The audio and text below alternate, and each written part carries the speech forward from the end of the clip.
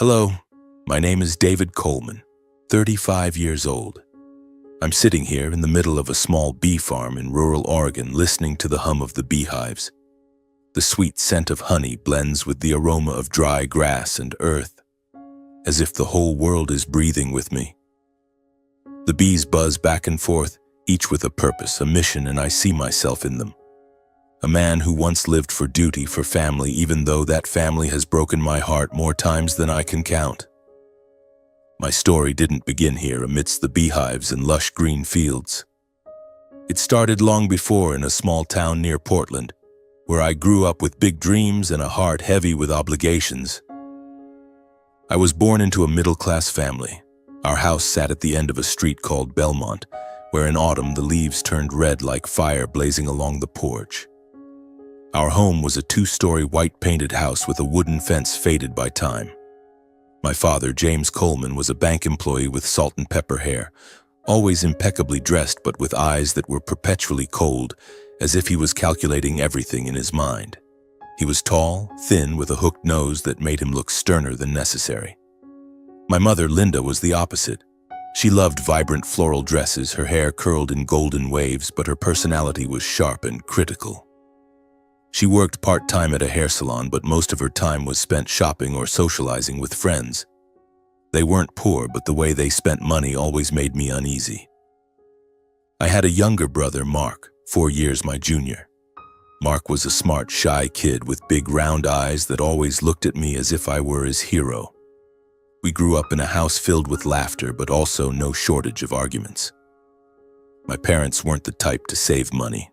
They took out loans to buy new cars when the old ones still ran fine, threw lavish parties to show off to the neighbors, and never thought about saving for the future. Mark and I, though young, quickly learned to live differently. We shared responsibilities. I mowed the lawn and washed dishes while Mark cleaned the house and did laundry. We didn't want to burden our parents further, though sometimes I wondered, did they truly care about us? When I was 18, I faced a major crossroads. I didn't want to stay in that town where everything seemed predestined. I wanted to do something big, meaningful, and above all, I wanted to help my family find stability. So I decided to join the U.S. Army. The day I signed the enlistment papers, my parents merely nodded as if it were a given. Mark was the only one who hugged me tightly, whispering, "You have to be careful, David." I smiled, ruffled his hair, and promised I'd be back soon. The Army was no rosy dream. The grueling training days at boot camp left me exhausted, but they also forged me into a disciplined, resilient man. I learned how to stay calm under pressure, how to work as a team, and how to put my goals above fear. My comrades, young men from all corners of the country, became my second family. We shared stories about our hometowns, our dreams, and our fears. I told them about Mark, about his dream of going to college, and I took pride in saying I'd help him achieve it. Every month I sent most of my paycheck back to my parents. I saw it as my duty, to keep the family stable, to pay the bills, and to ensure Mark had a chance at education. My parents never said thank you, but I told myself they needed me. They wrote letters, called, and told me about troubles at home, rising electricity bills, a broken car, or mom needing a new dress for a party. I never refused. I sent money, sometimes my entire modest paycheck, keeping only enough for bare essentials. Mark, in his scribbled handwritten letters, always thanked me. He said that because of me, he could focus on studying and dream of a better future. Those letters were what kept me going. But then things began to change. After retiring early, my parents became even more dependent on me. They stopped working, yet their spending grew more reckless. They bought a big screen TV, took trips to Las Vegas, and even borrowed money to renovate the house. I started getting calls demanding more, not to cover bills, but to help mom and dad live more comfortably. I tried to explain that my soldier's pay wasn't enough, but my mother just laughed over the phone, saying, "You're the eldest son, David. You have to take care of the family." Those words cut into my self-respect like a knife, but I still sent the money. I remember one time when I was on leave and came home, I discovered that my parents had used the money I sent to buy a new car. They drove it around town, showing off to everyone while Mark had to work part-time at a fast food restaurant to pay for his textbooks. I was furious for the first time in my life. That money was for the family, not for a car, I said, my voice trembling with anger. My father just shrugged and my mother turned away, muttering something about me being disrespectful. Mark pulled me outside, apologizing on their behalf, but I saw the shame in his eyes. I hugged him, told him everything would be okay, but inside a crack had formed in my heart. The years in the army passed quickly. I was promoted, entrusted with more important tasks, but the pressure grew heavier. I began to feel exhaustion, not just physical but mental. Every time I received a letter from home, I felt both hope and fear. Hope that my parents would change, that they'd appreciate what I was doing. But fear always won. The fear that they only saw me as a money machine. Still, I pressed on for Mark, for the promise I made to myself that I wouldn't let our family fall apart. I didn't know then that those years were merely the prelude to a bigger storm. My life, already scarred with invisible wounds, was about to be torn apart by an event I could never have foreseen. That year, I was 27 at the peak of my military career. I was assigned a mission in the Middle East, a dusty, dangerous region where gunfire and smoke were the only things you could rely on. Our task was to escort a supply convoy through a remote road, a route often ambushed by insurgent groups. I had done missions like this dozens of times, and each time I told myself to be careful, that I would survive to return to Mark, to my family. But this time, everything was different. We moved out on a sweltering afternoon, the sun scorching everything under its blazing red light. I was in the lead Humvee, checking the map, communicating with my team over the radio. My comrade, Jake, a guy from Texas with a smile always plastered on his face, was telling a story about his new girlfriend. I laughed, trying to keep the mood light, but deep inside I had a nagging sense of unease. The road was too quiet. Not a soul in sight, only the sound of the wind whistling through the sand dunes. Then it happened. A deafening explosion tore through the air. I only had time to hear Jake scream before the Humvee flipped over. Everything descended into chaos. Smoke, fire, the relentless crack of gunfire. I felt a searing pain in my right leg, as if someone was ripping my body apart. I crawled out of the wreckage, dragging Jake with me, but he was motionless, his eyes staring blankly at the sky. I shouted his name, shook his shoulders, but there was no response. Blood from my legs soaked the sand, and I began to lose consciousness. The last thing I remember was the sound of a rescue helicopter and a distant voice calling my name. "Coleman, hold on, don't give up." I woke up in a military hospital, the blinding white lights forcing me to squint. A doctor stood beside me, his voice calm and steady, informing me that I had lost my right leg below the knee. A piece of shrapnel from the explosion had shredded bone and muscle, and they couldn't save it. I would be fitted with a prosthetic leg, sent back home, and discharged due to my condition. I listened but didn't fully process, as if he were talking about someone else. Me, David Coleman, the man who could run 5 miles without stopping, who carried 50-pound gear through the desert, was now a cripple. The days in the hospital blurred together. I was given painkillers, cared for diligently by nurses, but in my mind, the images of the explosion played on repeat. The blast, Jake's face, the helplessness of not being able to save him. I started having nightmares, not just at night, but even when I was awake. A loud noise like a door slamming or a truck passing by was enough to make me jump. My heart pounding, sweat pouring as if I'd been doused in water. The doctors called it PTSD, post-traumatic stress disorder. They prescribed medication, suggested I see a therapist, but I refused. I thought I could push through the way I had always pushed through everything. At 28, I was discharged and returned to Oregon. I didn't know what I expected when I came home. Maybe a hug from Mom, a word of encouragement from Dad, or at the very least, a place where I could heal. I returned to the house on Belmont Street with a backpack, a clumsy prosthetic leg, and a heavy heart. Mark was the one who picked me up at the airport. He was taller now, no longer the scrawny kid from before. When he saw me on crutches, his eyes welled up, but he forced a smile and hugged me tightly. "You're back, David. Everything's going to be okay," he said. I nodded, but inside I wasn't sure. At first, my parents showed sympathy. Mom hugged me sobbing, saying how worried she'd been when she heard I was injured. Dad patted my shoulder, called me a hero, but his eyes were as cold as ever. They set up a small room for me on the ground floor since I couldn't climb stairs easily.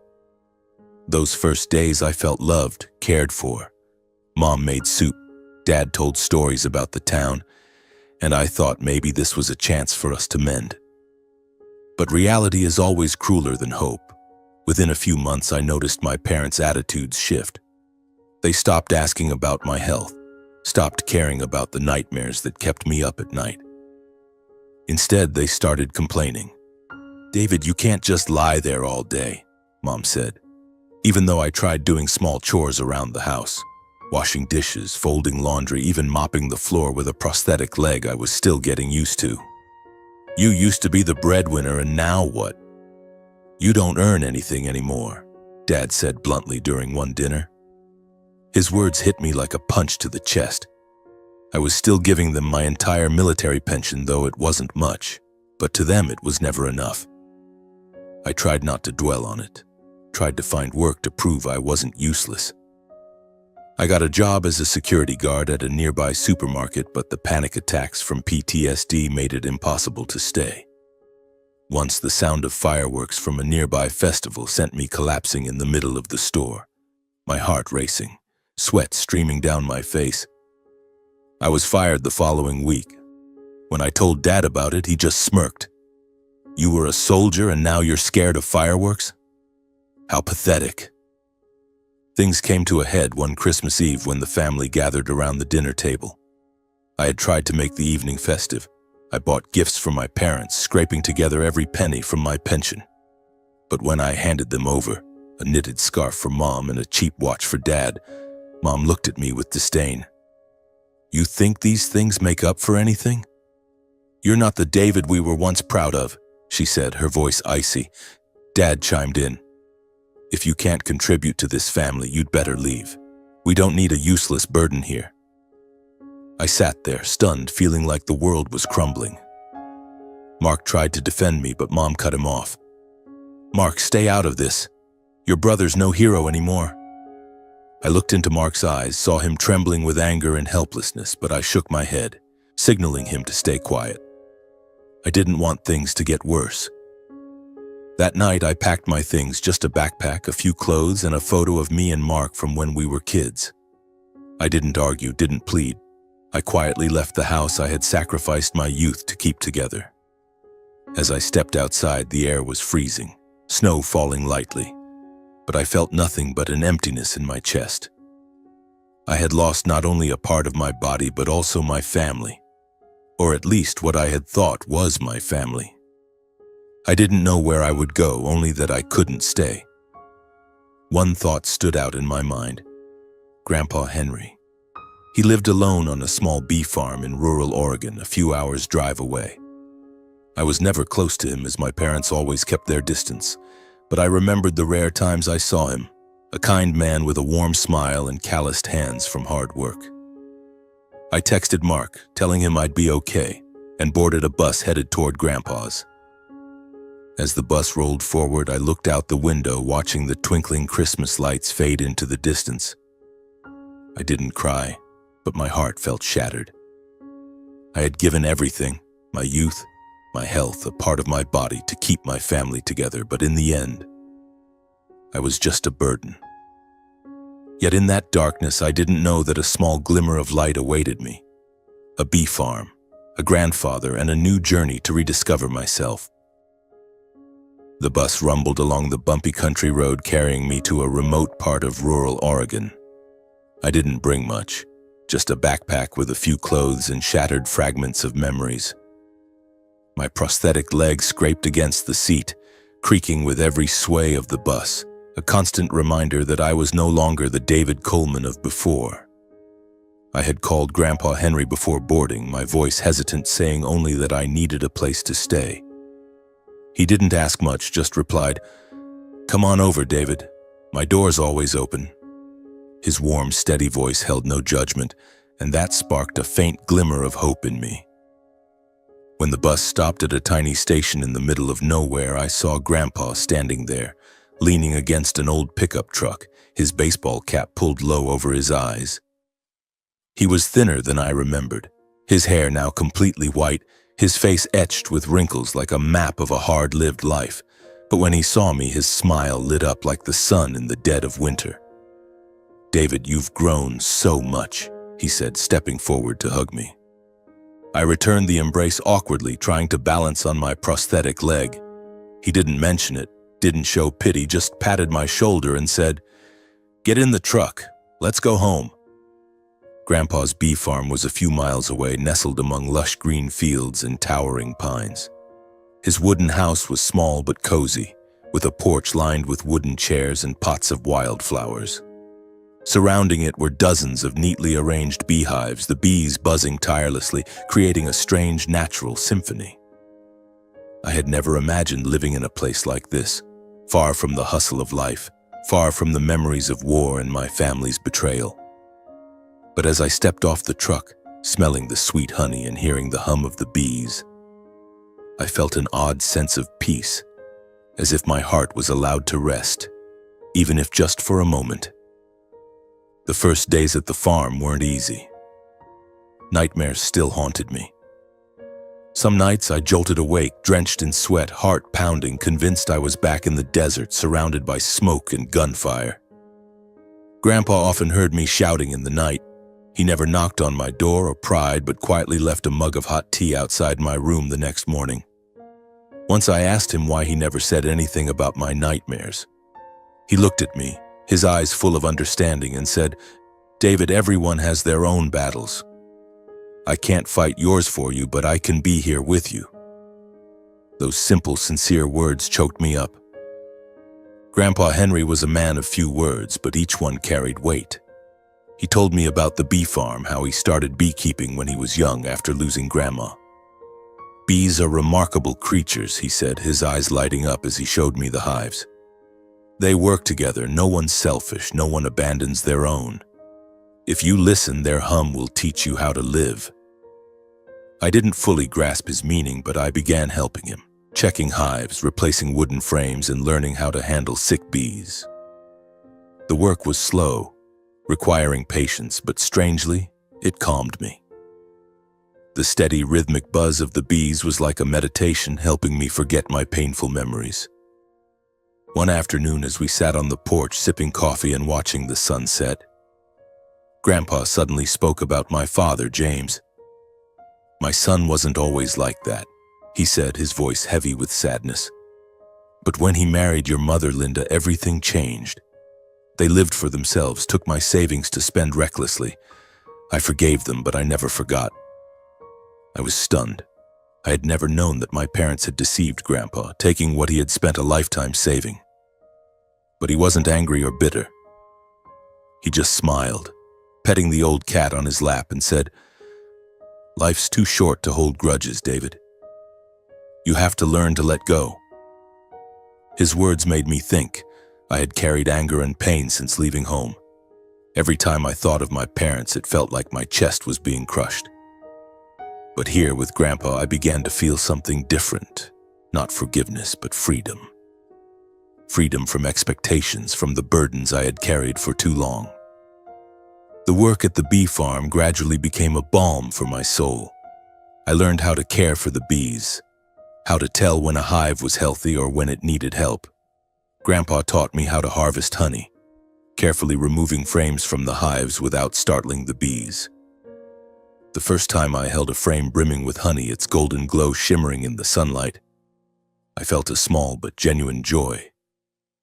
"You did well," Grandpa said, and I realized it was the first time in years someone had praised me without attaching conditions. But it wasn't always smooth. Some days my PTSD returned, fierce and unforgiving. Once, while working in the fields, the sound of a plane's engine overhead sent me into a panic. I dropped a hive frame, collapsed to the ground, clutching my head and gasping for air. Grandpa ran over, said nothing, just sat beside me, his hand on my shoulder until I calmed down.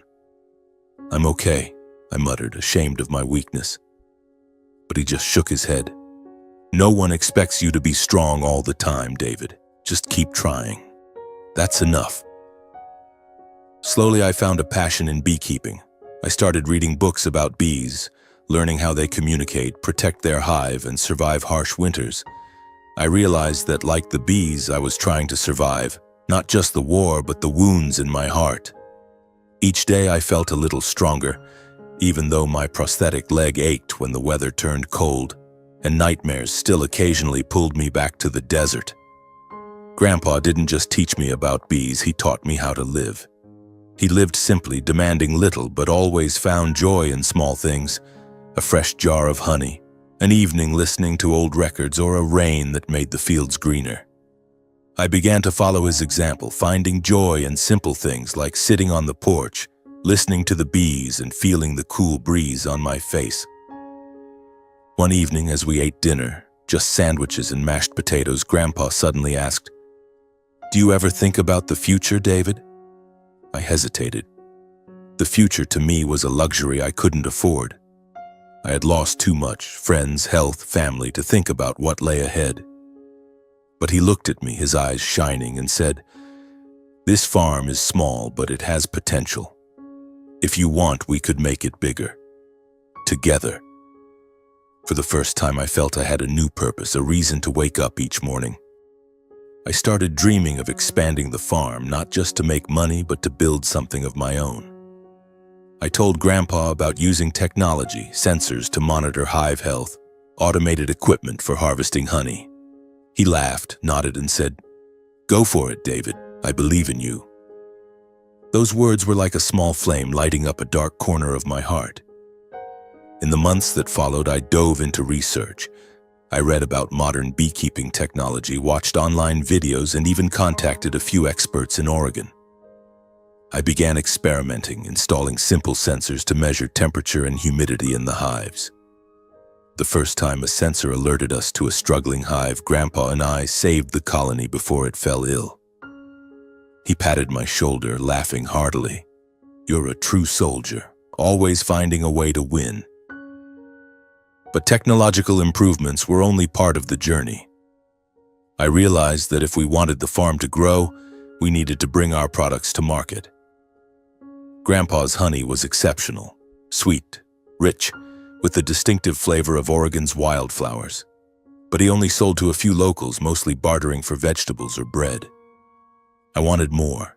I wanted Coleman honey to become a name people recognized, not just in Oregon, but beyond.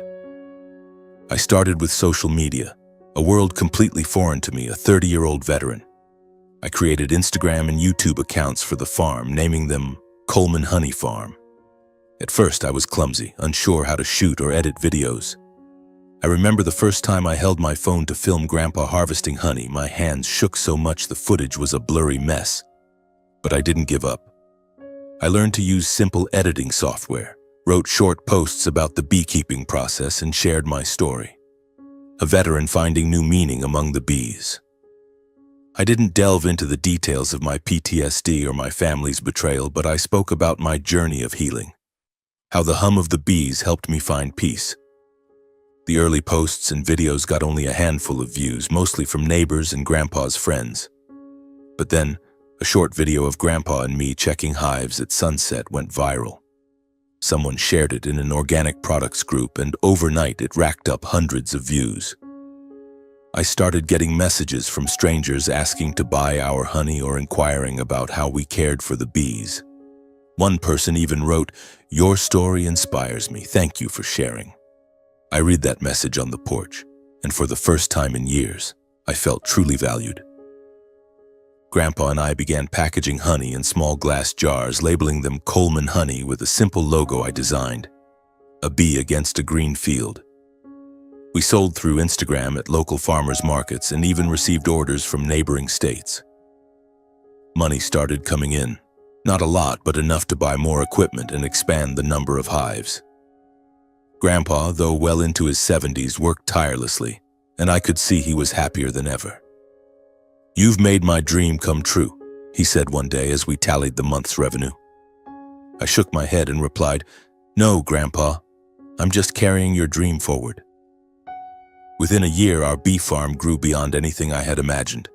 We hired 2 employees, a young woman named Sarah, passionate about organic farming, and a guy named Tom who had worked at a nearby farm.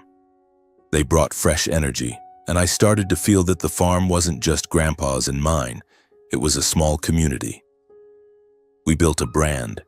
Coleman honey became a favorite at organic food stores, and we began shipping to California, Washington, and even a few small orders to Canada. But the growth wasn't just about money or scale. For me, it was a journey of reclaiming my confidence, my sense of self. The PTSD panic attacks still came, but they grew less frequent. Some days, a loud noise would startle me, or I'd wake up in a cold sweat, but the work at the farm kept me grounded. Standing in the bee fields, listening to their steady hum, I felt I was fighting. Not with guns or bullets, but with the wounds in my heart. Grandpa was my teacher, my friend, my true family. He never pushed me to be strong, but his presence made me want to become the best version of myself. One day, while filming a video about checking hives, my phone buzzed. It was a message from Mark. He had graduated college, was working in Seattle, and wanted to visit. "David, I saw your farm on YouTube. I'm proud of you," he wrote. I smiled, my heart warming. Mark was the only family member I still kept in touch with, though sparingly. I texted back, inviting him to come, feeling a spark of hope that we could reconnect.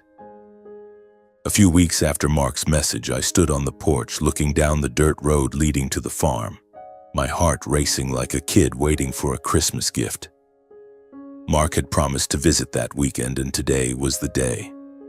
I wasn't sure what to expect. A hug, an awkward conversation, or just the comfortable silence of 2 brothers too long apart. But deep down, I longed to rebuild the bond with him, the only family member who ever truly understood me.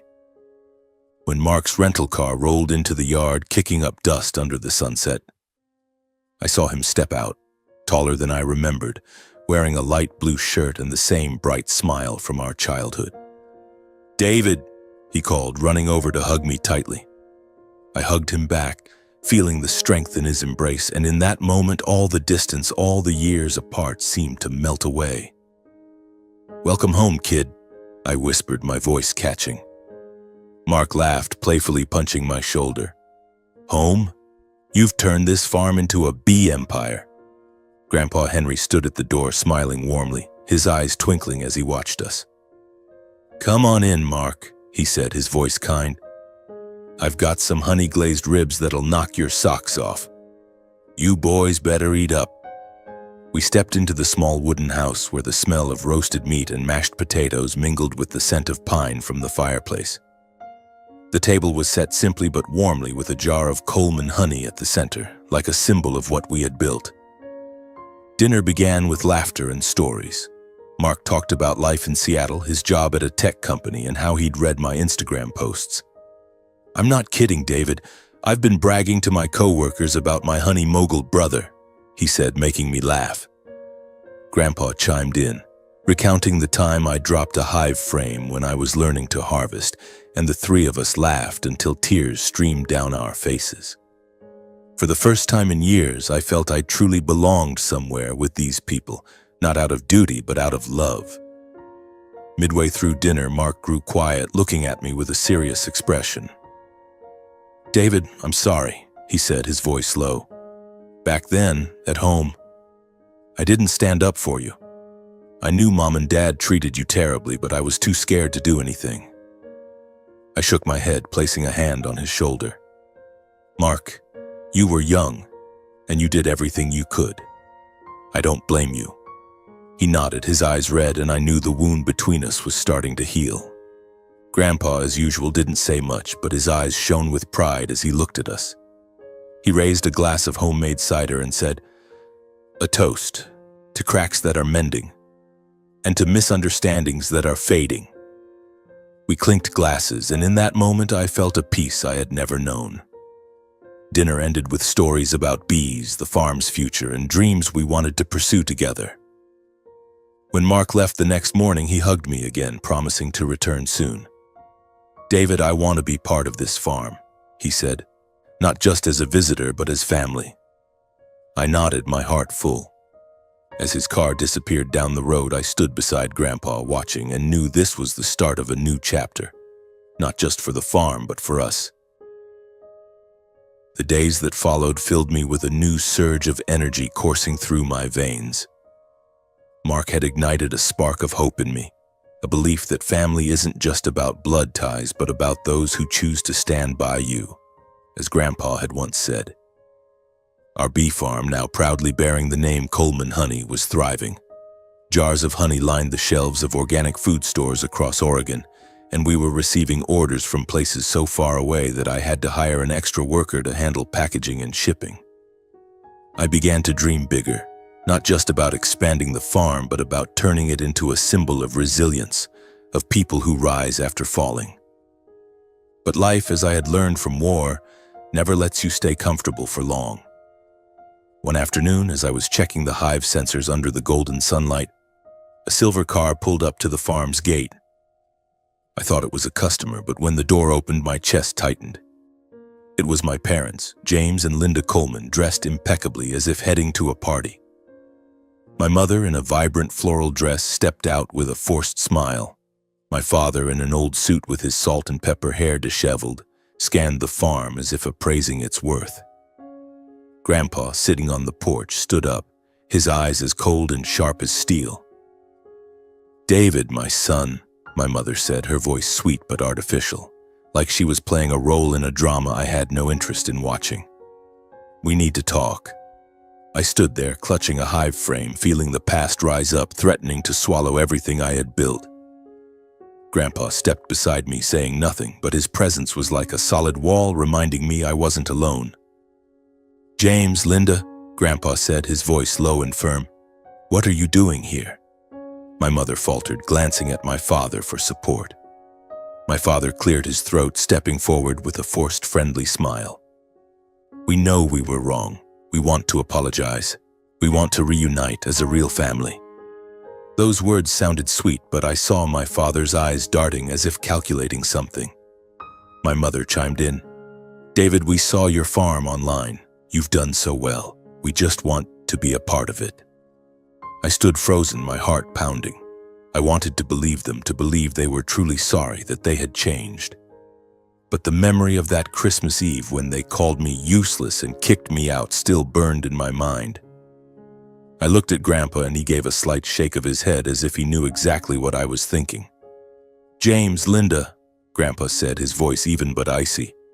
"You took my savings, squandered them, and now you show up when David's successful. Did you think I wouldn't see through your scheme?" My mother's face paled and my father stiffened. "That was a long time ago," my father said, his voice trembling slightly. "We were wrong, but we want to make it right." Anger surged in my chest, but I held it back, taking a deep breath. "Dad, Mom," I said, my voice calm but resolute, "I spent my youth taking care of this family, sending money home, sacrificing everything. But you only saw me as a money machine. When I needed you most, you turned your backs. I don't need your belated apologies." My mother started crying, but I wasn't sure if her tears were real or just another act. "David, you can't treat your parents like this," she said, her voice choking. "We're family." I shook my head, feeling a strange sense of release as I spoke the words I'd held in for too long. Family isn't the people who push me out when I need them most. My family now is Grandpa, Mark, and the people who stayed by my side. My father's temper flared and he stepped closer, pointing at me. "Who do you think you are, David? Some farm owner? You're still just a crippled soldier who lived off us for years." His words were like a blade, but they no longer cut me. I looked him in the eye and said, "I'm David Coleman, the man who built this farm from nothing alongside Grandpa, and I don't need you to prove my worth." Grandpa placed a hand on my shoulder, his gaze unwavering. "James, Linda, leave," he said. "Don't come back." My mother tried to say something more, but my father pulled her back to the car, muttering about it not being worth the time. As their car disappeared, I felt a weight lift off my shoulders. I was no longer angry, I just felt relieved, as if I had finally cut the ties binding me to the past. But the story didn't end there. A few weeks later, Mark called, his voice brimming with excitement. "David, I've got a week off. I want to come back to the farm, and I've got ideas for the business." When he arrived, carrying a suitcase full of documents and a radiant smile, I knew he wasn't just visiting. Mark had researched bee-related products, beeswax cosmetics, scented candles, even beekeeping experience tours for tourists. "David, we can make Coleman honey more than just honey. It can be an experience," he said, his eyes sparkling. Grandpa and I listened as Mark laid out his plans, and I couldn't help but feel proud. The kid who once relied on me to buy textbooks was now a passionate young man. We started working together, experimenting with new products. Mark designed a line of beeswax cosmetics, moisturizers, lip balms, and we began selling them online. The beekeeping experience tours attracted visitors from far and wide, from families curious about bees to journalists wanting to write about our story. Mark stayed at the farm longer than planned, and we became a trio: me, Mark, and Grandpa. Every evening we sat on the porch eating simple meals filled with laughter. Mark apologized again for the past, but I just shook my head. "You're here now, and that's enough," I said. And from the bottom of my heart, I knew I had forgiven him. Meanwhile, my parents kept reaching out, sending messages, calling, even mailing a long, rambling letter claiming they regretted everything and wanted to reconnect. But Grandpa and I were in agreement. We didn't need them anymore. One day, as Mark and I were packing a large honey shipment for a client in California, he looked at me and said, "David, I've always admired you. Even when things were at their worst, you never gave up." I smiled, feeling a peace I had never known.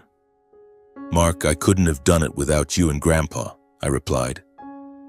The bee farm was no longer just a business, it was a home, a place where I and the people I loved built something together. I still faced PTSD, but the nightmares were fewer, and when they came, I knew I had Grandpa and Mark to lean on. I learned that sometimes family is the people you choose, the ones who stand by you when the world turns its back.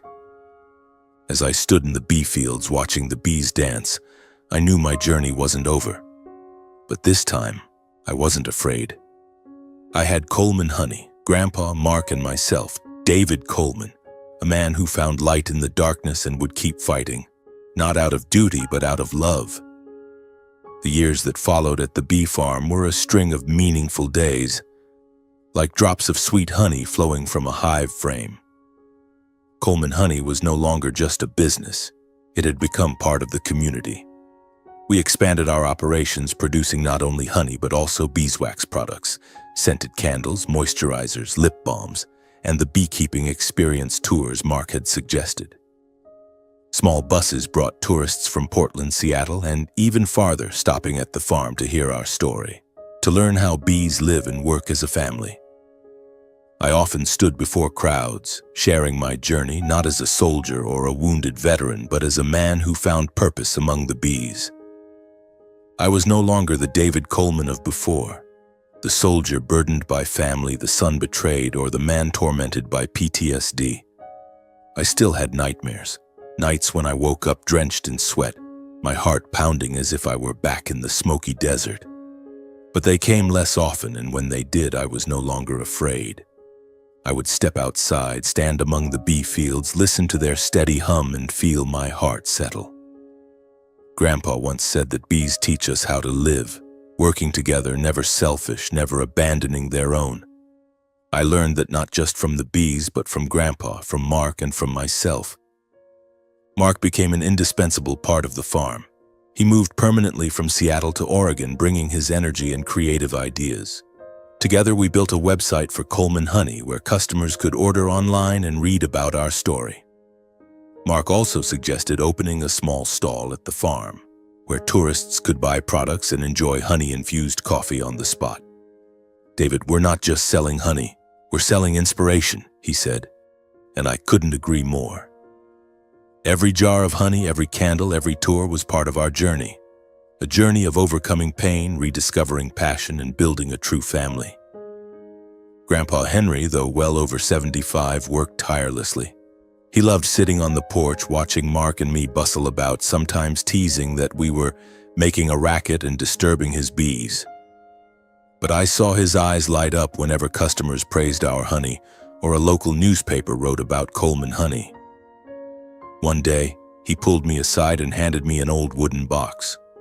Inside was a notebook filled with his handwritten beekeeping tips from his youth, along with scribbled dreams of expanding the farm. "I never thought I'd live to see this day," he said, his voice thick with emotion. "But you and Mark made it happen, David." I hugged him, my heart warm, knowing this was the greatest gift I could give him, turning his dream into reality. But not everything was perfect. My parents, James and Linda, didn't give up. They kept sending messages, calling, and even appeared in a local newspaper, claiming to be the inspiration behind my success. I read the article, saw them talk about how they always supported me and were proud of their son, and I gave a wry smile. Mark, when he saw it, was furious and wanted to confront them, but I stopped him. "They're not worth our time, Mark," I said. "They're not our family anymore." Grandpa, sitting nearby, nodded. "Let them live with the choices they made, David. You have us, and that's enough." Grandpa and I decided to cut off all contact with them. I blocked their numbers, deleted unread messages, and focused on the present. I no longer felt anger or pain when I thought of them. I had learned from Grandpa that resentment only weighs down the heart, and I didn't want to carry that burden anymore. My family was Grandpa, Mark, Sarah, and Tom, the people who worked with us at the farm, and the customers who sent thank you notes for a jar of honey or my story. Family is those who choose to stand by you, not those who show up only when you succeed. One autumn afternoon, as the bee fields glowed under golden sunlight and the scent of wildflowers, I stood in the farm, looking at the neatly aligned hives and the bees buzzing tirelessly. Mark was guiding a group of tourists, showing them how to check a hive without startling the bees. Grandpa sat on the porch, reading an old book, his elderly cat curled up beside him. I smiled, feeling a peace I had never known before. I thought about my journey, from a young man full of ideals joining the army to a wounded soldier, a son abandoned by his family, and now a man who found meaning in the simplest things. I had lost so much, a part of my body, friends like Jake, and a family I had sacrificed everything to hold together. But I had gained so much more: a passion, a home, and a true family. Coleman honey had become a symbol in the local community. We were invited to speak at agricultural fairs, contacted by schools to organize beekeeping workshops for students. Once, a little girl from a tour group ran up and hugged me, saying, "I want to grow up strong like you." I laughed, patted her head, and said, "You will, as long as you don't give up." Those words, I realized, were what I wanted to tell my younger self. One evening, as Mark, Grandpa, and I sat down to dinner, Grandpa's familiar honey-glazed ribs, I spoke up unexpectedly. "Grandpa, Mark, thank you both. Without you, I don't know where I'd be." Mark grinned, playfully punching my shoulder. "David, I'm the one who should be thanking you. You showed me what a real family is." Grandpa just smiled, raised his glass of homemade cider, and said, "To Coleman honey, and to us." As I stood to clear the table, I looked out the window, seeing the moonlight bathe the bee fields, making them shimmer like stars on the ground. I thought about my journey, my scars, both visible and invisible, and how I had overcome them. I was no longer the soldier carrying burdens, no longer the son seeking approval. I was David Coleman, a man who found light in the darkness, and I knew that no matter what the future held, I would keep moving forward, with love, with passion, and with my true family. My story ends here in the bee fields, where their hum reminds me that life, however hard, is always worth fighting for. And if you ever feel lost, remember that family isn't about blood. It's about those who choose to stand by you, and sometimes the light you seek is right in front of you, if only you dare to step forward.